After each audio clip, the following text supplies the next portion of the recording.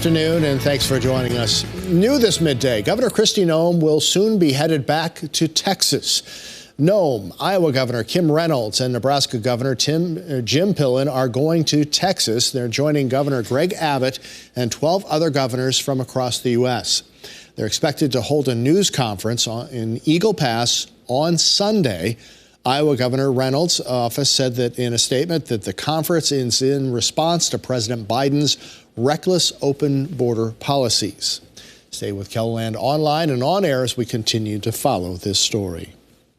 Well, on Wednesday, 27-year-old Tyler G. Cressman was sentenced to 25 years in the South Dakota State Penitentiary with 15 more years suspended. Cressman pleaded guilty to 3 counts of grand theft. He stole vehicles in 2022 and 23 while he was on parole for 9 other felonies. The 138th annual Groundhog Day celebration took place this morning in Pennsylvania. Yeah, there he is, Punxsutawney Phil. He emerged from his burrow and did not see his shadow, which, according to tradition, not meteorologists like Scott Munt, according to tradition, means an early spring is on the way. Turning now to a first look at your midday forecasts with Scott. And what do you think about Phil's predictions? Well, I'll tell you what, he looks pretty good for 138. Don't you think? I don't think he's 138, but... Not that one? Not that one. Okay. All right.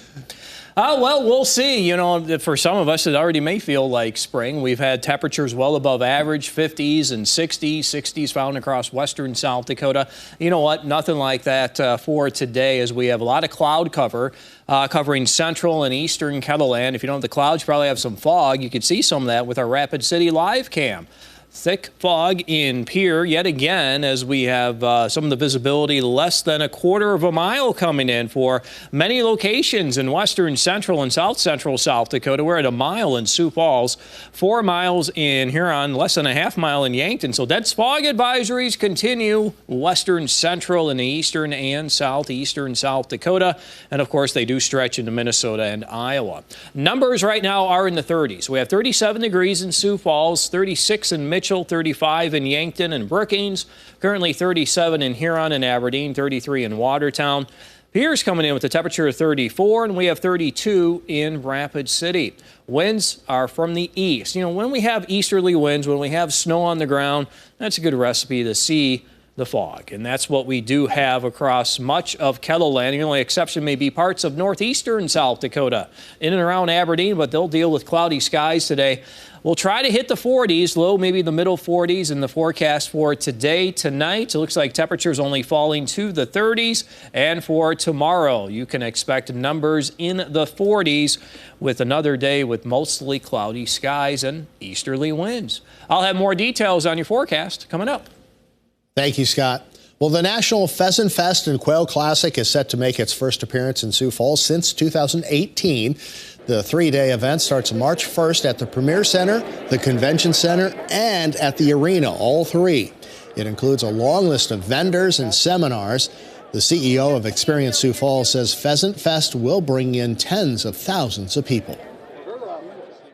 Our goal this year is 30 to 33,000 people. And you might ask why that. We were at 28,800 something last time. Well, I want to beat out Minneapolis. That's right. Schmidt says last year's event in Minneapolis did attract a good crowd. We'll tell you how you can secure a free ticket to Pheasant Fest today on First at 4. Well, investigators in Clearwater, Florida, are trying to figure out what caused a small plane to crash into several mobile homes Thursday night. Officials say the pilot and 2 people on the ground did die just 3 miles from the local airport. Christian Benavides reports from Clearwater. I was screaming, call 911, call 911. Cell phone video caught the moments right after a small plane crashed into this mobile home park in Clearwater, Florida. With all units responding, we get a report of an airplane crash that was above head. The trailer at this location is now on fire.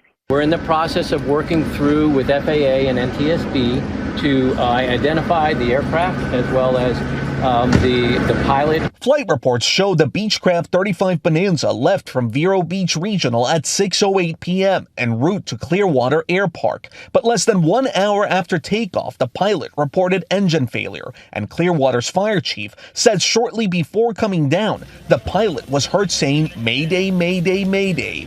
The aircraft went off radar about 3 miles north of the runway. Witnesses on the ground described the horror, and they're wanting to help. I just come out because I wanted to get everybody out, but the heat was horrible. Now their focus is on the people affected by the crash. Could have been one of our friends. We got friends all in here.